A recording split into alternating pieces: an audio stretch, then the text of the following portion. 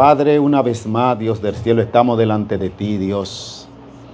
Señor, como pueblo venimos delante de ti, Dios, como iglesia, reconociéndote a ti, Dios, como lo que tú eres, nuestro Dios, reconociéndote a ti, Señor, como lo que tú eres, nuestro Señor, reconociéndote a ti, Padre, como lo que tú eres, nuestro Padre, Dios del cielo, y reconociendo a Jesús, el que tú enviaste, Dios del cielo, a través del cual nos diste la palabra, Dios, el cual nos dice que sin ti, sin Él, nosotros no podemos hacer nada. Aquí estamos delante de ti en esta hora.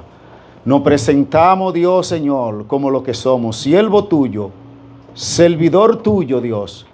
Señor, que tú nos has dado la responsabilidad en esta hora de traer este mensaje. Te pedimos, Dios, Señor, que sea tú el que tome nuestras mentes, que tome nuestros corazones, que tome nuestros labios, que cada palabra que salga de nuestras bocas, Dios del cielo, salga direccionada, Señor, por ti, Dios mío, para edificación de este pueblo, para bendición de este pueblo, Dios del cielo, Señor, para sanidad, para liberación, Dios, en el nombre de Jesús de Nazaret.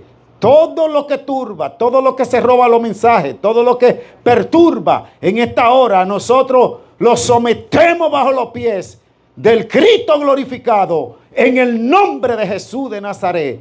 Es que atamos los principados y las potestades, los espíritus de enviación, lo atamos y los reprendemos en esta hora y lo declaramos inoperante, Dios, en el nombre de Cristo Jesús. Amén. Amén. Vamos a tener la palabra de Dios leída para el mensaje de hoy en el Evangelio según San Lucas. Yo tenía en mi corazón traer un mensaje acerca de David, de cuando David comenzó en su reinado, cuando entró a la cueva de Adulán, cuando a él se le unieron los valientes que eran tan valientes que todito lo que tenían era un problema y estaban huyéndole al problema. Y esa era mi intención. Y desde anoche he estado meditando en el Señor, aunque me bebí una pastilla que mi esposa me dio, un relajante muscular porque me dolía mucho el cuerpo, pero mi mente siempre estaba como activa. Y me desperté por la mañana, comencé a escudriñar y pensando lo que iba a predicar, y el Señor puso una palabra fuerte en mi corazón. Yo sé cuando Dios comienza a hablar y me dijo, vuelve y habla de la oración. De la oración, porque la oración es la base fundamental del éxito del cristiano. No hay conversión sin oración, no hay arrepentimiento sin oración, no hay poder sin oración, no hay bendición de ninguna índole si usted no ora. Usted puede disfrutar de lo de otro, o sea, usted nunca va a tener su propio manjar si usted no es una persona de oración. Amén. Entonces, el Señor me puso en mi corazón, me puso a escudriñar y me abrió los sentidos y me habló de esto. Entonces, Lucas 11, nos vamos a centralizar en nuestro mensaje. Esperamos que el Señor nos ayude con el tiempo en todos estos versículos, hasta el versículo 13, pero nada más vamos a leer mientras tanto, tú ves, hasta el versículo 5 ahora.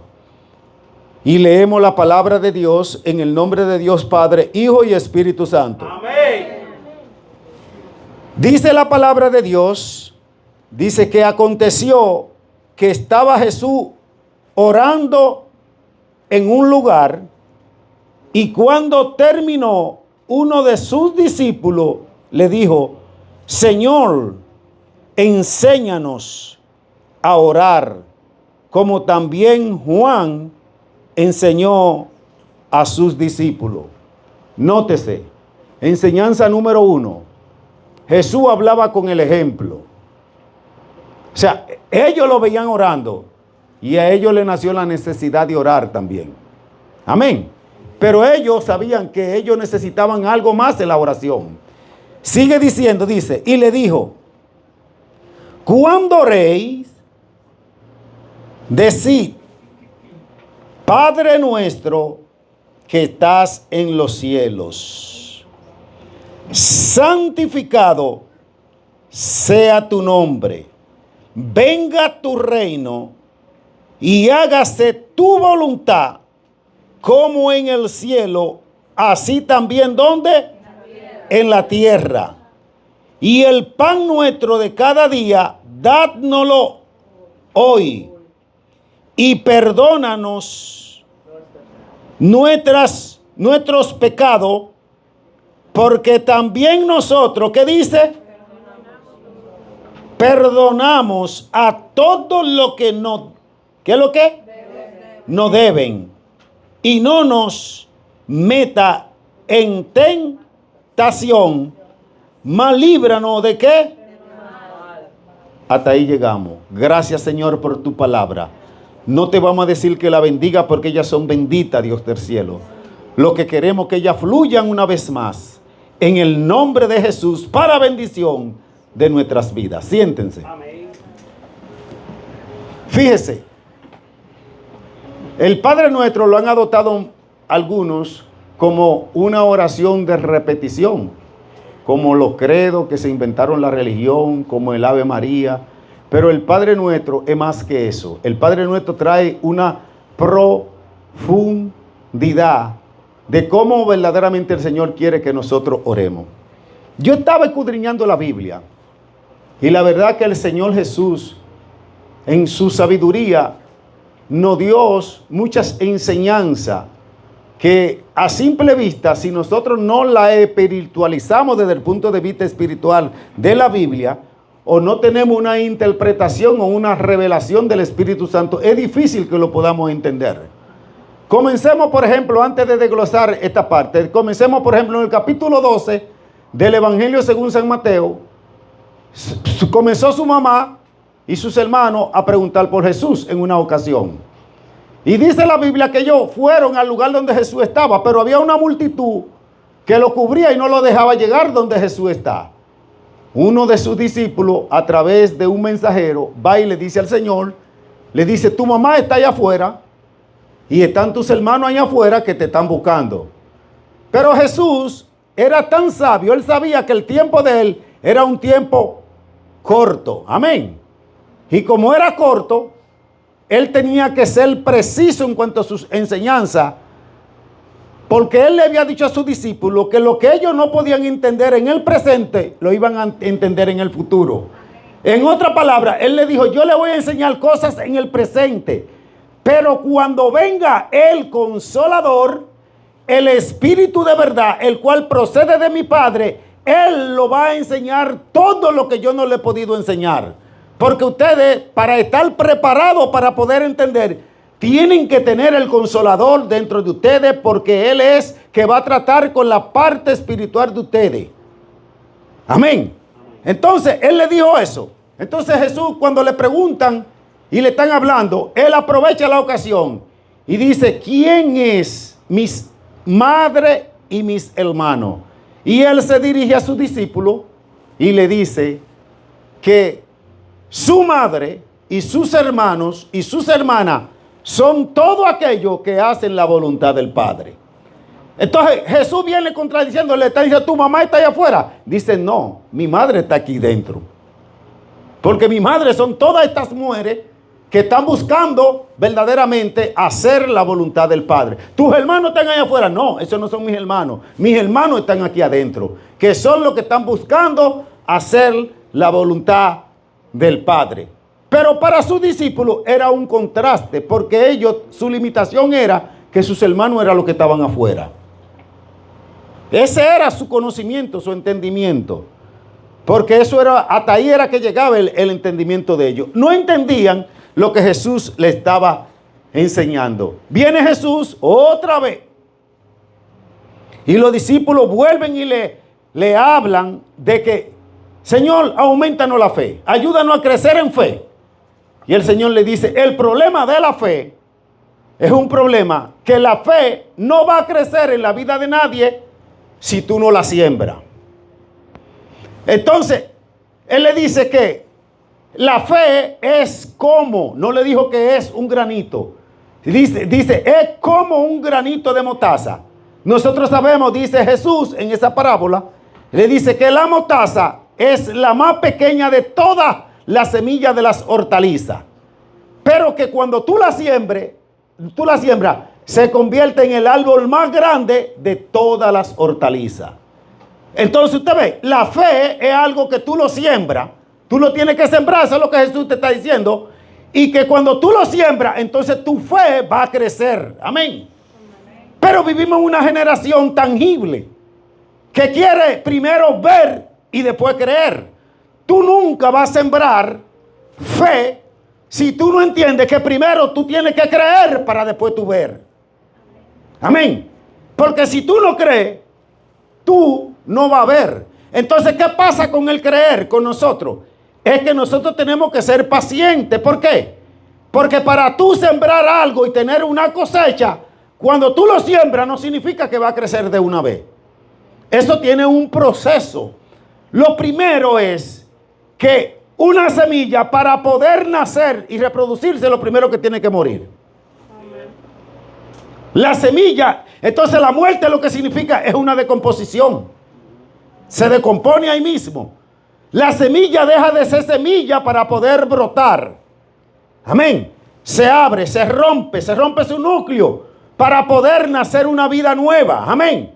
Entonces nosotros muchas veces queremos crecer en fe con la mente vieja y el razonamiento viejo, y no queremos usar el hombre nuevo que Dios ha creado según Él en nuestras vidas, conforme a como lo dice la Biblia en el capítulo 4 del libro de Efesios, que nosotros hemos sido creados en un hombre nuevo en Cristo Jesús. Amén.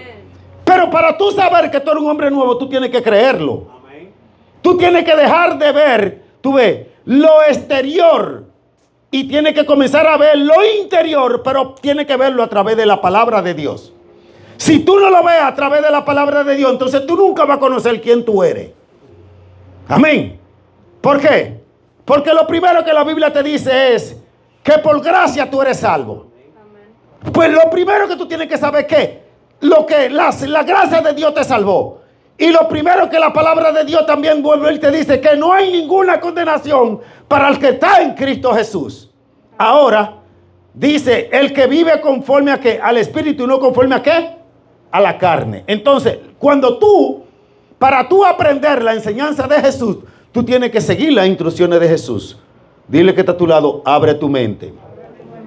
Cuando Jesús comienza a hablar aquí, volvemos aquí al texto, dice que Él estaba orando. Cuando sus discípulos se acercaron, les dijeron, enséñanos a orar. ¿Como quién? También, como Juan enseñaba, ¿qué? A sus discípulos. Está hablando de Juan el Bautista. Mira el contraste. En primer lugar, fíjese una cosa. El ministerio de Jesús comenzó a los ¿cuántos años? Ahora, ¿a los cuántos años comenzaría el ministerio de Juan? Fíjese, Juan y Jesús eran de la misma edad. Bíblicamente, busque la Biblia. Cuando María salió embarazada, Elizabeth estaba embarazada ¿de quién? De Juan el Bautista. Entonces el ministerio de Juan comenzó mucho más antes que el de Jesús. El ministerio de la ley comenzó antes de la mayoría de edad reglamentaria en aquel entonces. Amén. Fíjese, en la crianza de Juan y la crianza de Jesús fueron diferentes. Juan se crió en el monte. Si usted no lo sabía, vivía en el monte, era como un ermitaño. Por eso era raro. Juan era raro. Porque Juan tenía un llamado profético. Y Juan comenzó su ministerio. Algunos dicen que lo comenzó jovencito. Puede ser que lo haya comenzado entre los 18, 17, 20 años. Pero Juan creó una escuela y creó un tipo de enseñanza dentro del pueblo de Israel que no lo tenía el pueblo de Israel. Yo quiero que entienda que Juan fue un precursor. Fue el primero que instituyó lo que nosotros conocemos como el bautismo para arrepentimiento de pecado. Amén. Anteriormente no se bautizaba. Fue Juan que comenzó a bautizar. Juan fue que Dios le dio esa revelación. ¿Por qué? Porque Juan era el preludio de la vida. Y le estaba enseñando al pueblo de Israel que para obtener la vida de Dios primero tenían que morir. Entonces por eso Juan trajo lo que le llama el bautismo para arrepentimiento de pecado y para que verdaderamente tengan un nuevo nacimiento. Entonces Juan trajo ese tipo de enseñanza. Entonces Juan le enseñó a sus discípulos también que ellos tenían que orar. Y le enseñó a orar, pero le enseñó conforme a qué, al llamado que él tenía. Juan fue el último profeta de la ley. Juan fue el intermediario, el que dio el salto de la ley a la gracia, porque vivió en la ley parte de la gracia, porque la gracia tenía un nombre y se llamaba Jesús de Nazaret. La gracia tiene un nombre y se llama Jesús de Nazaret. La gracia de Dios para los hombres es la vida de Jesús en su muerte y en su resurrección. Yo quiero que entienda, iglesia, Jesús no está muerto, Él está vivo. Por Él nosotros vivimos, por Él estamos de pie, por Él hoy nosotros somos tolerados por el Padre. Pero fíjese, en la antigüedad no se tenía ese privilegio. Entonces Juan le enseñó a orar a sus discípulos. Y como dentro de los discípulos de Juan habían algunos, por ejemplo Andrés y Natanael, o Bartolomé, como quiera que usted le llame, eran discípulos de Juan. Sabía que Juan le enseñaba a sus discípulos a que ellos tenían que orar, que tenían que vivir una vida de santidad, porque lo único que te ayuda a ti a santificarte es la oración. Hoy hay demasiado gente, entre comillas, cristianos inmundo. ¿Por qué? Porque la oración es el pan, oiga bien, que el Dios te da cada día para tú alimentarte espiritualmente, tiene que ser a través de la oración. Entonces los cristianos de hoy no comen. La mayoría son unos muertos, viven anémicos. ¿Por qué? Porque no quieren orar y no quieren comer. El pan nuestro, dánoslo hoy. El pan nuestro representa a Jesús a través de la oración. El pan nuestro representa a Jesús a través de ¿qué? De la palabra. Jesús, ese es el pan. Él dijo, yo soy el pan que descendió del cielo. No es que yo me lo estoy inventando, fue Jesús que dijo que él era el pan que había descendido del cielo. Ellos estaban esperando un pan como el maná que le descendió, pero Jesús no le estaba hablando de ese pan. Jesús le estaba hablando del conocimiento y la revelación que él trajo a través de la palabra. Y la palabra de Dios dice que si tú permaneces en Cristo y él permanece en ti, tú permaneces en él y él permanece en ti, tú tienes un derecho legítimo delante de Dios. Y Dios te dice, pide lo que tú quieras y yo te lo daré. Dile que está a tu lado, cuán difícil es permanecer en Jesús. Dile, damos gracias al Padre por su misericordia, porque Él siempre permanece en nosotros. Entonces, para adelantar, le dice, y le dijo, cuando oréis, decid, Padre nuestro, ¿que está dónde? En los cielos. Ahora, fíjese una cosa, Dios gobierna sobre todos los reinos. Eso es lo que Jesús, lo primero que dice, establece un principio. El principio que está aquí dice, Padre nuestro que estás en los cielos. Lo primero que te está diciendo, que el Dios y el Padre que tú tienes es omnipresente. Error número 1 de los cristianos es que creen que cuando están haciendo algo Dios no lo ve. Porque como Dios no le dice nada, pueden hacer lo que quieran. Licencia para uno hacer lo que quiera. Son como los niños que cuando hacen algo escondido de los padres y sale el padre y dice, ¿qué tú estás haciendo? Nada. Lo primero que dicen, nada. Eso lo aprendí yo del nieto mío cuando estaba chiquito. Él hacía y viraba y tornaba y todas las cosas. Y cuando salía sudado de hacer, fulano, ¿qué tú estás haciendo? Nada. Y cuando tú ibas encontraba todo revolteado. Así hacemos los cristianos de hoy. Hacemos un revolú y hacemos de todo. Y cuando vamos delante de la presencia de Dios, Dios te dice, ¿qué hiciste? Nada. Nada. Y cuando hablamos, le hablamos a Dios de la respuesta, le damos la respuesta, lo primero que le decimos a Dios, no fue mi culpa. Fue fulano o fue fulana. Entonces lo primero que tú tienes que saber, que el Padre tuyo está en los cielos, pero donde quiera que tú estás, Él te ve. Amén. Dile que está a tu lado, Dios te ve. Dile, cuídate de Él y no de los hombres. A veces que hacemos las cosas y no importa, no estamos, creemos que vamos a salir así, pero porque Dios no te responde al instante o no te condene al instante, dale gracias a Dios por Jesús. Que el papel de Jesús es que está intercediendo allá a la diestra de Dios para que Dios no te pase la mocha, como decimos nosotros los dominicanos. El que no sabe lo que es una mocha, un colín, lo que significa es un cuchillo bien afilado. Gracias a Dios por Jesús. Entonces lo primero que dice, que santificado sea como Dios no te puede llenar si tú no eres santo. ¿Cómo tú crees que Dios, tú teniendo tu vasijita sucia, tú quieres que Dios venga y te llene? Si Dios es santo. Él dice que Él no habita en templo ¿qué? Sucio. Y nosotros somos el templo de Dios. Ay, pastor, no. Tú quieres que Dios, no es que Dios, no es, porque fíjate, Dios está contigo, pero Dios quiere estar en ti. Cuando tú estás medio sucito, lo primero que Dios hace, te trae el agua y te trae las herramientas para que tú te limpies. ¿Cómo tú te limpias? Dice el salmista en el Salmo 119, dice, ¿con qué limpiará el hombre o el joven su camino? ¿Con qué lo limpia? Con guardar la palabra. Tú no puedes limpiarte si no a través de la palabra. Entonces, ¿qué es lo que tú haces? Hoy nosotros no entendemos que hoy nosotros tenemos el antídoto de Jesús y lo tenemos vivo. Y el antídoto es para que cuando tú te des cuenta que cometiste una falta, es para que te limpie de una vez.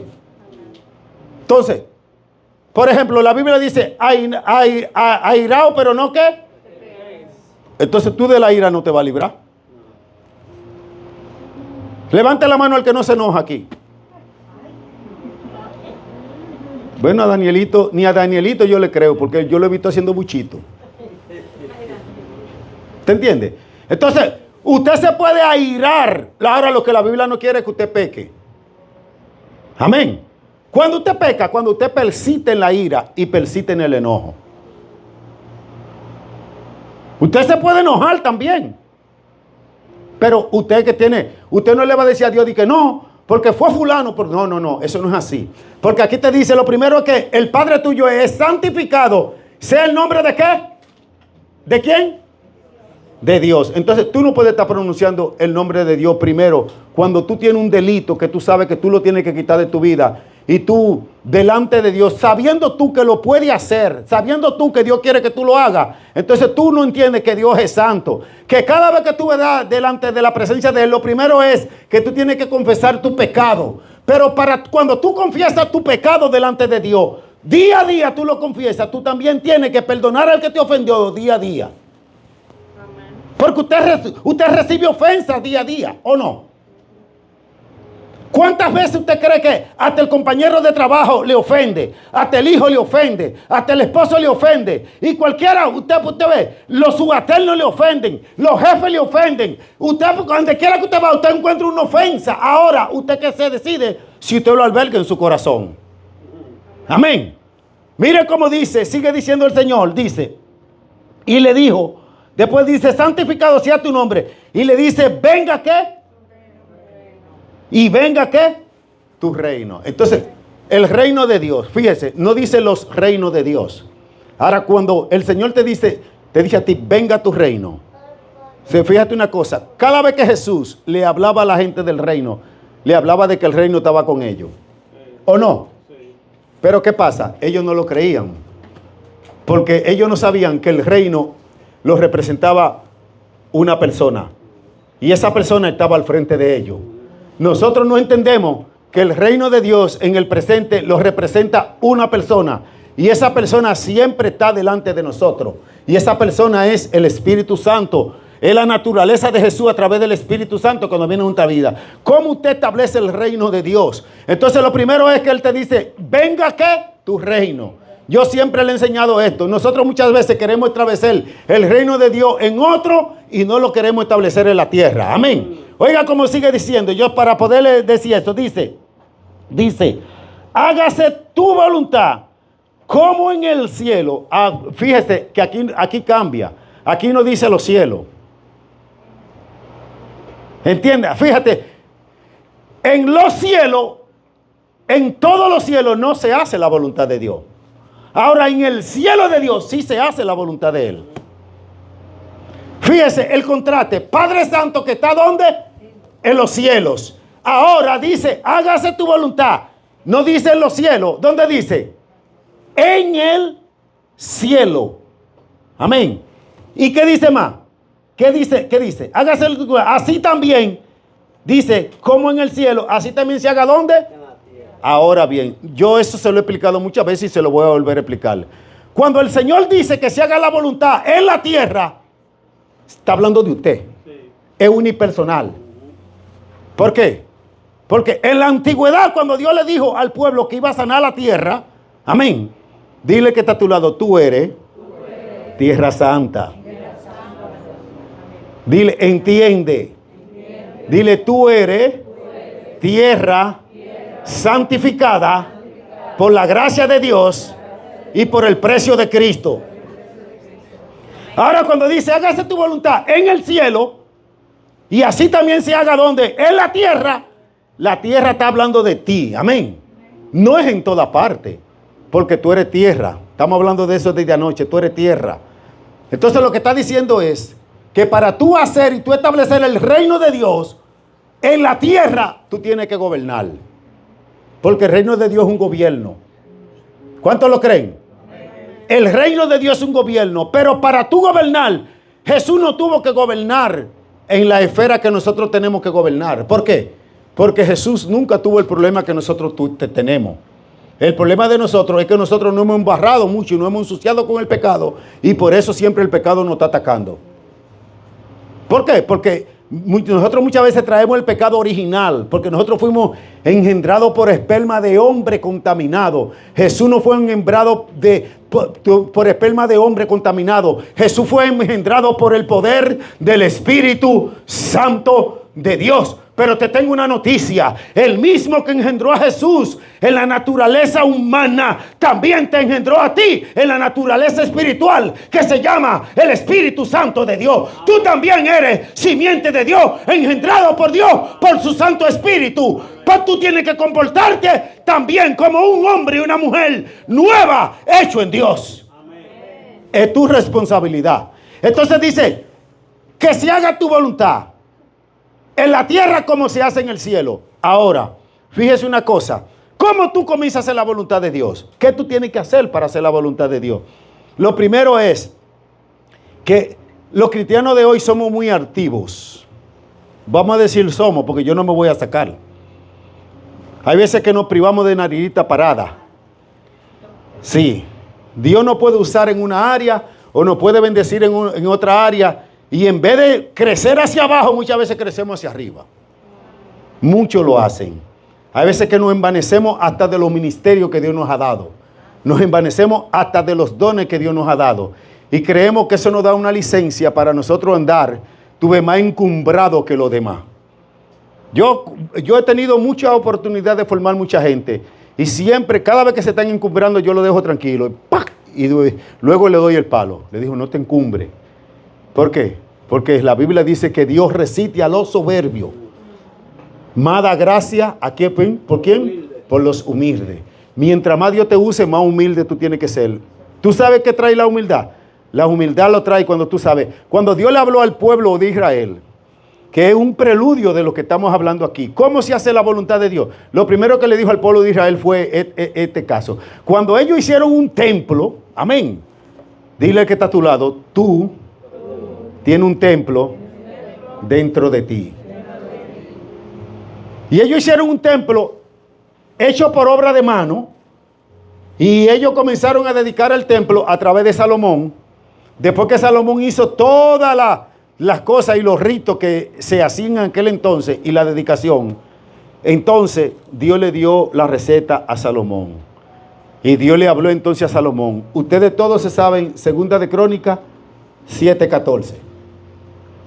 ¿Cuántos no se saben ese versículo? Dice ese versículo, lo primero es, dice, si mi pueblo, amén. Fíjese una cosa, ¿cuántos entienden que Dios está hablando con un pueblo escogido? Amén. Usted no le puede aplicar ese versículo al mundo. Nosotros muchas veces lo aplicamos al mundo. Y nosotros le decimos, Señor, sana la tierra. Pero Dios al que quiere sanar es a la iglesia. Amén. Dice, si mi pueblo, tú ves, sobre el cual mi nombre es invocado. ¿Qué es lo primero que le dice? Dice, y oraren. Búsquelo. Lo primero que tiene que hacer el pueblo, ¿qué? Vamos a leerlo. Porque, usted ve, para seguirlo en la misma secuencia, para que usted vea.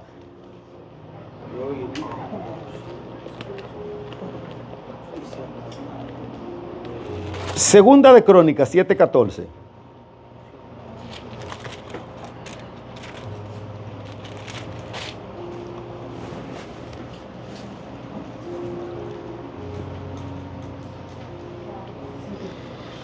Dice, lo primero es,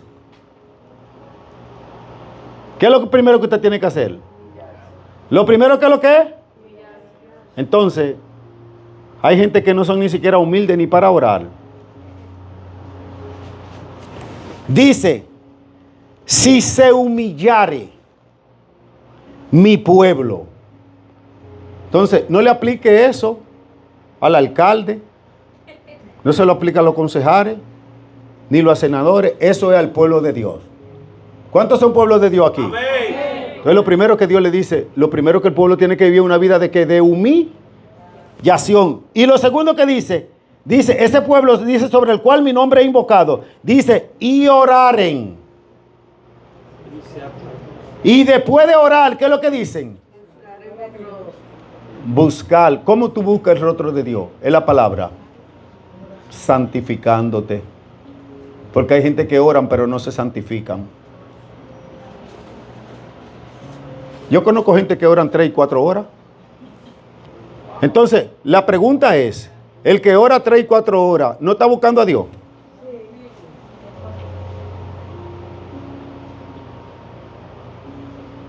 Ahora, yo conozco a esa gente, oran 3 y 4 horas. Muchas veces oran para competir y para decirte al otro, yo oro más que tú. Oye, yo vengo de un monte, que yo estaba en un monte, haciendo un paréntesis, que todo el mundo iba a orar. Y hay veces que íbamos a ayunar y a orar. Y había gente, por ejemplo, si tú ayunabas 7 días, yo ayunaba en 10. ¿Sabes para qué decirte? Yo ayuné más que tú. Entonces, usted me va a decir que porque estén orando están buscando a Dios. Lo que están buscando es contienda. Dice aquí, ¿y buscar en qué? ¿Y buscar en qué? El rostro de Dios. Entonces, tú puedes estar buscando a Dios, pero si tú no tienes un arrepentimiento genuino, tú no vas a encontrar a Dios. O sea, no es orar. Yo tengo una amiga, entre comillas, que no es cristiana. Ella cree que es cristiana, pero yo le digo, tú no eres cristiana. Yo creo que al único que ella le tolera eso, que la vida que le diga que no es cristiana, es a mí. Ella se levanta por la mañana, Élcida, y ella ora. Y ella ora toda la mañana. Y ella muchas veces ora y ora y ora. Y yo le digo, orar es bueno, pero el arrepentimiento es mejor. Tú no haces nada, o cualquiera ora. ¿Por qué? Porque muchas veces nuestras oraciones se convierten en letanía, igual que la religión. Por ejemplo, usted no ve a los musulmanes que donde quiera que están ellos tienen una ley. Ellos tiran su toalla y ¿qué es lo que hacen? ¿Se ponen a qué? Pero ¿a quién le están orando ellos? Es la pregunta. Entonces, lo primero es que Dios le dice, cuando ustedes oren, es buscándome a mí. O sea, tú no puedes orar si no es buscando a Dios. Amén. Hay gente que esperan estar en desgracia, estar en problemas, estar en dificultad, estar en aprieto, para entonces buscar a Dios. Así no. Amén. Entonces dice, sigue él diciendo, pues yo quiero terminar con esto. Dice, y buscaren mi rostro y se convirtieran, ¿de qué? ¿De su malo qué? De su malo camino. Fíjese hoy en día, ese versículo tiene algo inverso. ¿Qué tiene inverso? Lo primero es que para Dios poder mandar a Cristo sobre tu vida, lo primero que tú tienes que tenerle es un arrepentimiento. Amén. Porque la Biblia dice arrepentido y con. O sea, primero tú tienes que tener un arrepentimiento para después convertirte. Tú no puedes, hoy en día, en aquel entonces estamos hablando de la ley, pero ahora vivimos la gracia. Lo primero que la gracia te dice es que tú tienes que tener un arrepentimiento. Amén. Entonces, el arrepentimiento tiene que provocar una conversión. La conversión significa cambio. Entonces, yo no creo en un arrepentimiento sin cambio. Perdóneme. Usted me puede decir, yo perdoné a Papo, vamos a poner un ejemplo. Pero si usted se sigue comportando igual con Papo, no me diga que usted lo perdonó. Usted está igualito. Porque recuerde lo que el Señor dice. Ya para adelantar, que ya vamos casi a finalizar. En el capítulo 11. Mire lo que Él dice en Lucas 11. Lo primero es, seguimos en el 11. Dice el Señor, dice, y perdónanos, en el verso 4, dice, y perdónanos, dice, nuestro ¿qué? Pecado. Porque también, ¿qué es lo que dice aquí? Nosotros perdonamos ¿a quién? Entonces, yo quiero que usted se lleve esta palabra, porque hay gente que primero no entienden que antes de tú pedirle perdón a Dios por un pecado, ¿qué es lo que tú tienes que hacer? Dice aquí. Es perdonar a otro. Mi pregunta es, ¿acaso nosotros cumplimos con esto? Porque esa es mi gran incógnita. Yo le dije que el Señor, yo he leído esto más de 3000 veces. Yo no sé ni cuántas veces yo he leído esto. Pero el Señor me dijo, tú estás cumpliendo con las instrucciones. Yo soy persona para guardar poco en mi corazón. Pero eso no significa que no guardo. Hay veces que cuando meto la mano en el depósito, hay muchísima porquería que tengo que sacar. Hay gente que dice, yo no guardo, y cada vez que hablan, nada más hablan de lo que tienen guardado. ¿Usted entiende? Entonces lo primero es que el Señor te dice que Él te va a perdonar a ti, pero primero cuando tú vas delante de Él, lo primero que tú tienes que hacer es perdonar ¿a quién? Al que te ha, ¿cómo? ¿Cómo es posible que iglesia como la de nosotros, que habla tanto del perdón, todavía hay gente que estén odiando y todavía estén sacando cuenta de cosas de hace 15, 20 y 30 años? Eso yo estoy para los viejos, pero hay jóvenes también que tienen todo su macuto ahí guardado, jovencitos, y eso sí tan duro de romper porque son jóvenes. Entonces, cuando Jesús está enseñando esto, le está diciendo, yo le voy a enseñar a ustedes a orar. Y yo le digo que de la única manera que su oración no tiene estorbo es cuando ustedes perdonan a los demás. Si usted ve que la oración suya está teniendo mucho estorbo, antes de usted revisar todo, y usted cree que si está orando mucho, está orando poco, primero revise su corazón. Porque muchas veces en nuestros corazones hay demasiadas cosas amontonadas. Entonces, nuestros corazones nos vienen latrando. Entonces, ¿sabe lo que? Nuestras oraciones se convierten en oraciones religiosas. Religiosas. Nos volvemos religiosos. Nos volvemos gente de ley y no de gracia. Yo quiero que usted entienda que cuando Jesús está hablando aquí, está hablando de la oportunidad. Este mensaje va a continuar para después, pero yo creo que usted entiende de que después que él habla eso, y le dice, no nos meta, ¿dónde? En tentación. Yo quiero que usted entienda que la gente que vive mucho dentro de la tentación es por falta de perdón. ¿Por qué? Porque yo le digo, hay una diferencia entre prueba y tentación. Toda tentación es una prueba, pero no toda prueba es tentación. O sea, Dios te puede probar, pero Dios no te tienta. Cuando viene la tentación a tu vida, lo primero que tú tienes que hacer es una revisión de tu corazón. Porque si hay tentaciones, significa que el diablo tiene un asidero legal para venir a tu vida a fastidiarte la vida con cosas de él. Pastor, ¿una enfermedad es una tentación? No. Pastor, ¿una escasez es una tentación? No. Pastor, ¿un problema familiar es una tentación? No. No estamos hablando de eso.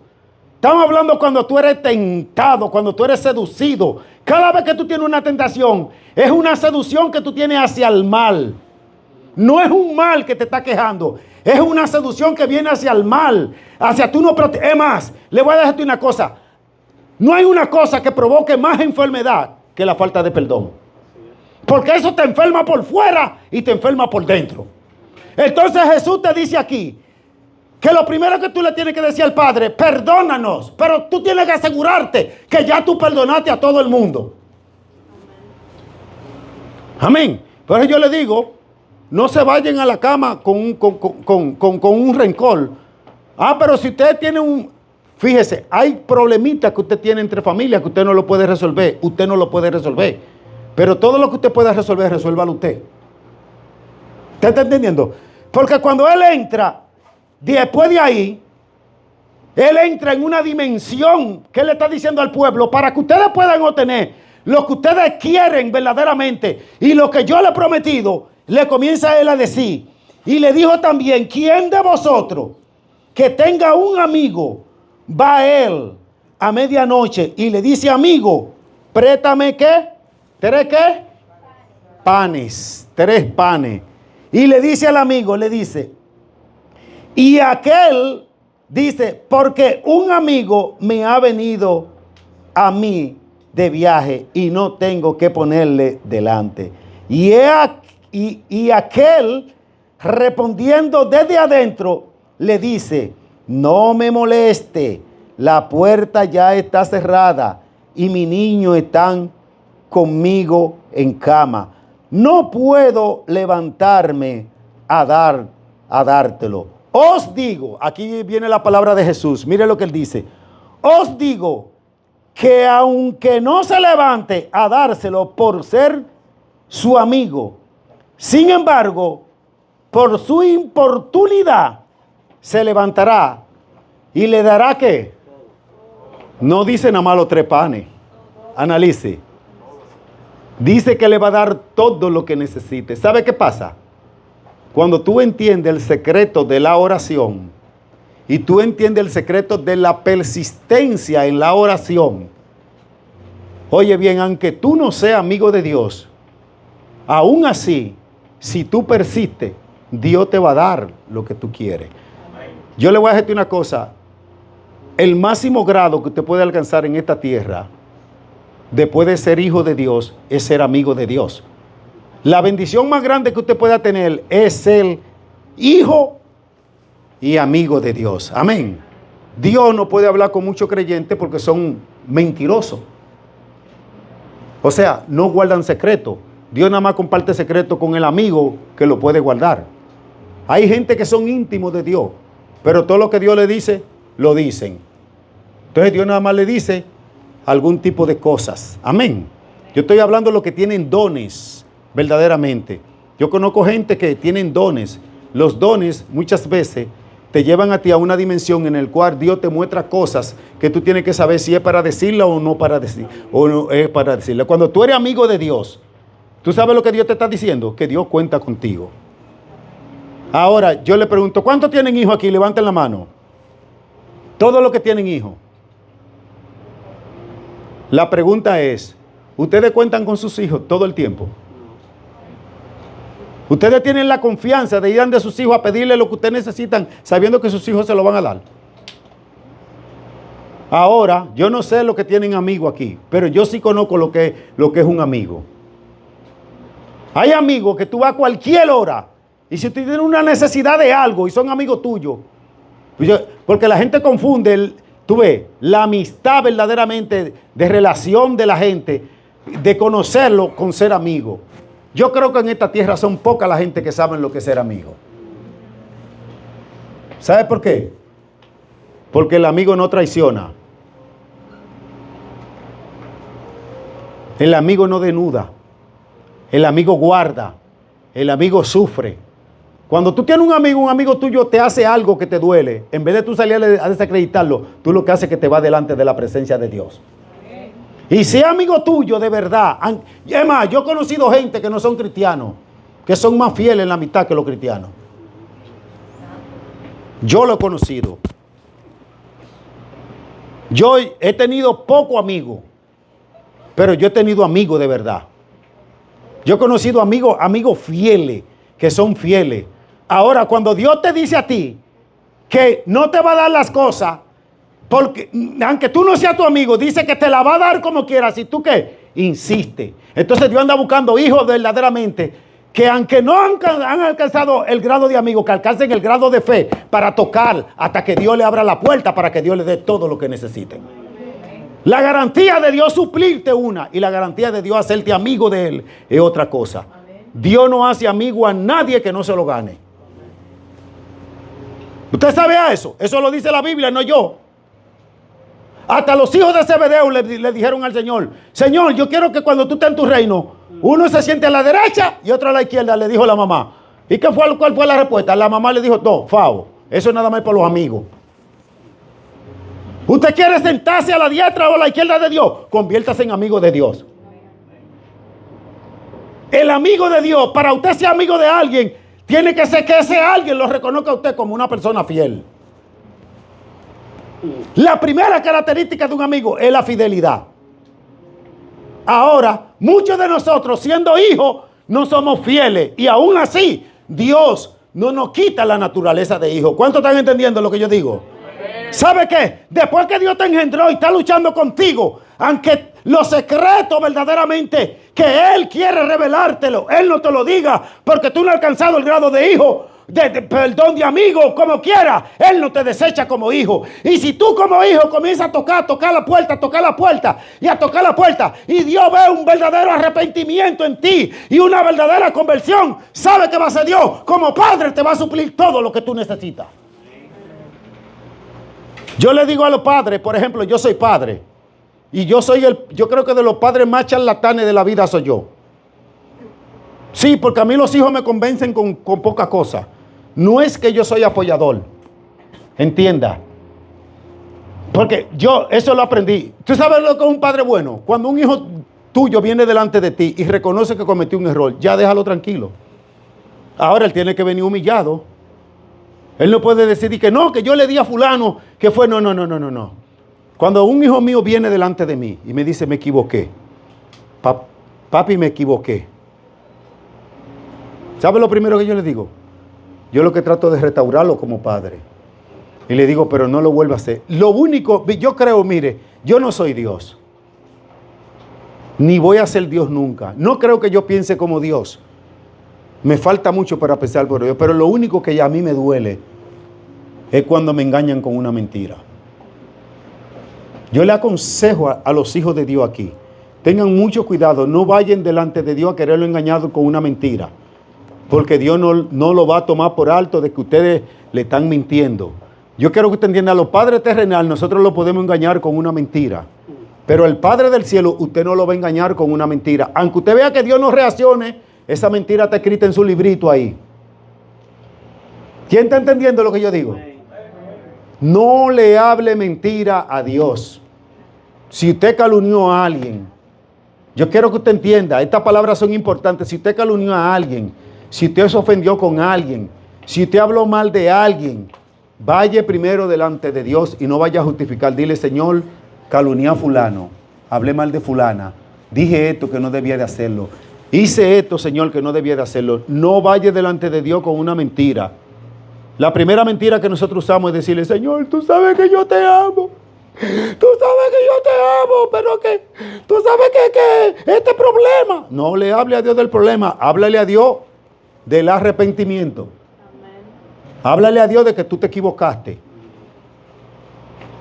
¿Por qué? Porque si tú no reconoces el error, entonces tú sabes qué va a hacer Dios. Dios no se va a levantar a darte los 3 panes. ¿Tú sabes qué significa los 3 panes? Representa que Dios va a arreglar tu pasado. Representa que Dios te va a suplir en el presente y representa que Dios te va a suplir en el futuro. ¿Cómo Dios arregla el pasado de los que se murieron? Yo no te estoy hablando. Yo lo que cuando te hablo que Dios va a arreglar tu pasado es que hay muchas cosas que nosotros venimos lastrando y nosotros no sabemos cómo arreglarlas, pero Dios las arregla. Hay muchas cosas en el presente que nosotros no sabemos cómo hacerlas, pero Dios nos da la capacidad para nosotros hacerlas. Hay muchas cosas en el futuro de nosotros que para nosotros son inciertos, pero Dios nos da un futuro seguro. Porque cuando Dios te da el pan, Dios te lo da todo. Dios te va a alimentar, Dios te va a sustentar, Dios te va a guardar. Y no solo a ti, también va a guardar tu generación, va a guardar tu casa. Dios se va a convertir en el escudero tuyo. Dios va a estar presente, atento a tu clamor, atento a tus oraciones. Porque ¿sabe lo que va a hacer Dios? Cuando tú persistes, Dios te va a dar lo que tú necesitas y lo que este pueblo necesita. Y lo que el pueblo necesita es clamar por una llenura del poder del Espíritu Santo. Es por la presencia del Espíritu Santo. El pueblo eso es lo que necesita. Por eso yo le digo, El Señor después, cuando llega aquí, en el verso 9, le dice a ellos, pidan todo lo que ustedes quieran. Pidan todo. Pero ustedes tienen que saber una cosa. En el verso 9 dice, yo os digo, pedid. ¿Y qué es lo que dice el Señor? ¿Qué es lo que dice? Eso es garantía. Yo te garantizo a ti en el nombre de Jesús que la Biblia no se equivoca. Y yo te garantizo a ti que si tú dejas que Dios sane tu corazón y dejas de guardar rencor y perdona a tus enemigos y tú te tratas de que el pasado tuyo Dios te lo borre, Dios lo va a hacer. Porque Dios te va a dar el pan del pasado, el pan del presente y el pan del futuro. Amén. Nadie puede comer en paz latrando problemas que no hayan sido solucionados. Entonces, el Señor me ha estado ministrando, me dijo, yo voy a hacer grandes cosas, y voy a hacer grandes cosas más de lo que el pueblo me ha pedido, pero yo no lo voy a hacer con corazones enfermos, lo voy a hacer con corazón sano. Dios quiere sanar el corazón de la iglesia. Dios quiere que tus oraciones no tengan estorbo. Dios quiere verdaderamente que la bendición de Él, la que enriquece y no añade tristeza, venga a tu casa. Venga a tu familia.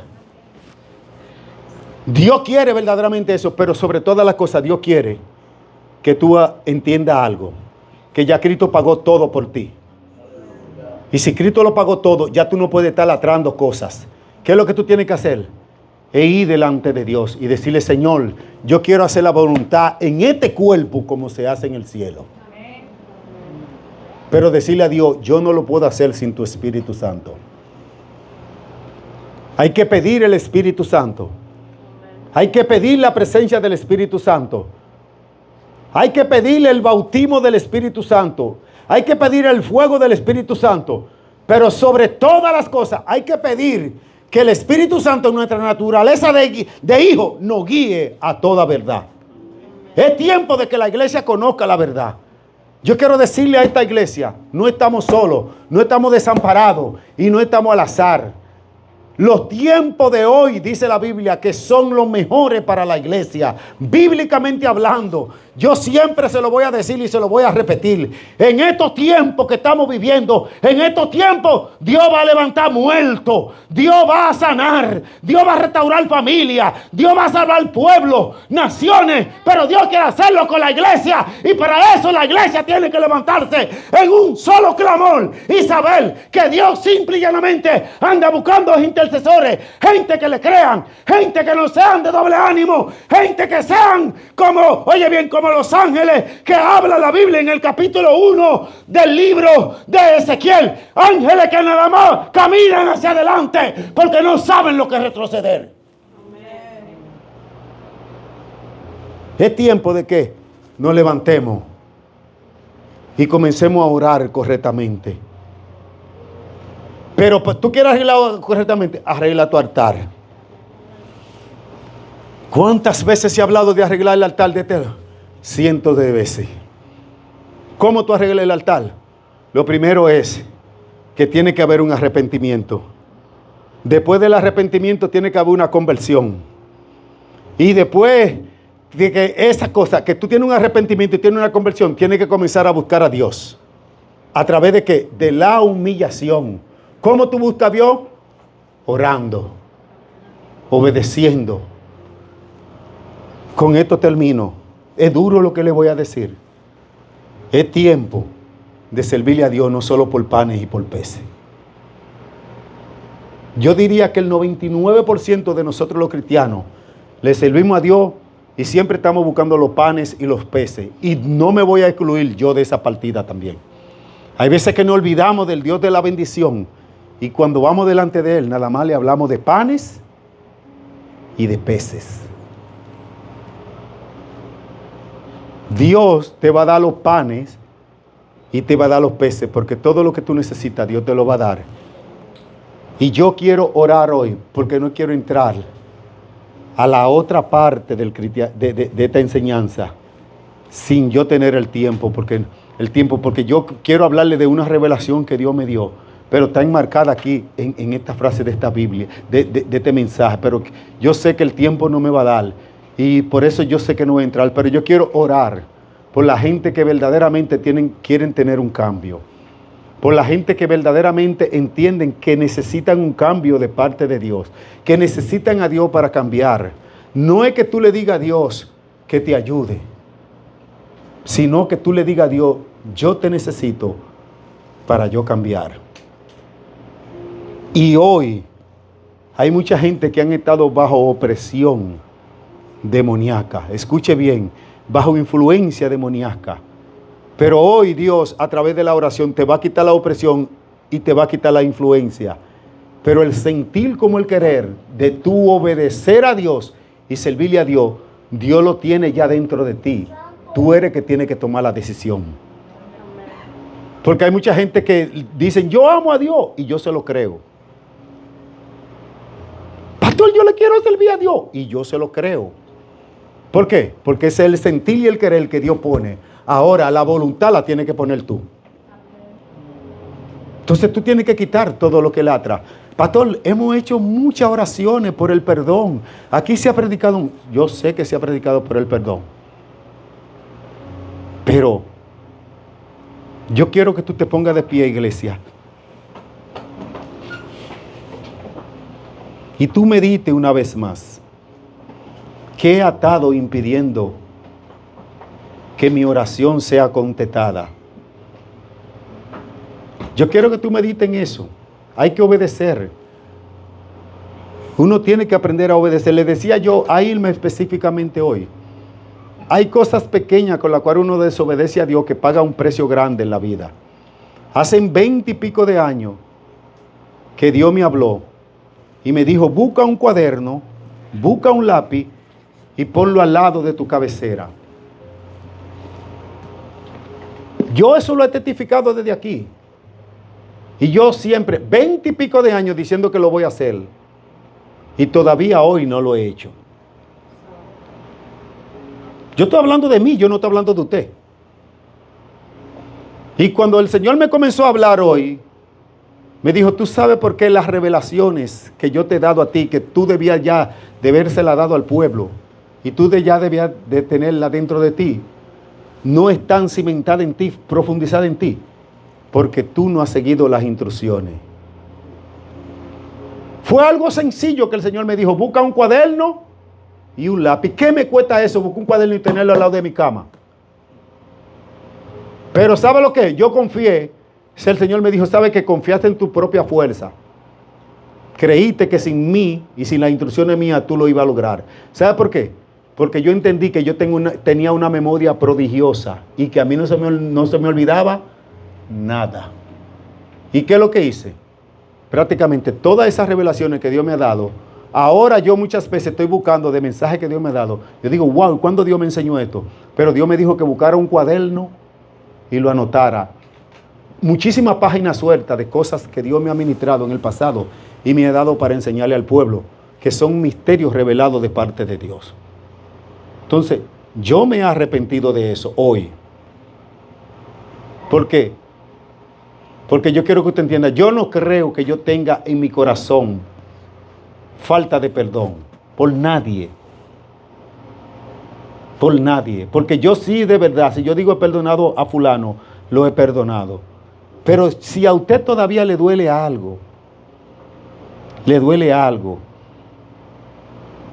del pasado, yo quiero que usted se tome un minuto y usted comience a orar. Aquí hay mucho corazón herido. Se lo digo por el Espíritu. Veo corazones heridos. Veo corazones que Dios lo ha estado cosiendo. Y cuando Dios lo ha estado cosiendo, muchas veces no han dejado que Dios lo termine de coser. Veo gente, de verdad, yo lo puedo ver en mi espíritu, que Dios le ha hablado muchas veces. Y veo literalmente como tapan sus oídos. Literalmente yo lo veo, porque oyen el mensaje, muchas veces lo oyen con alegría, pero esa semilla muchas veces la tiran al lado del camino, otras veces la tiran dentro de los espinos, otras veces la tiran encima de las piedras. Dios quiere que tú hoy tires la semilla en la tierra fértil. ¡Ey! Santo.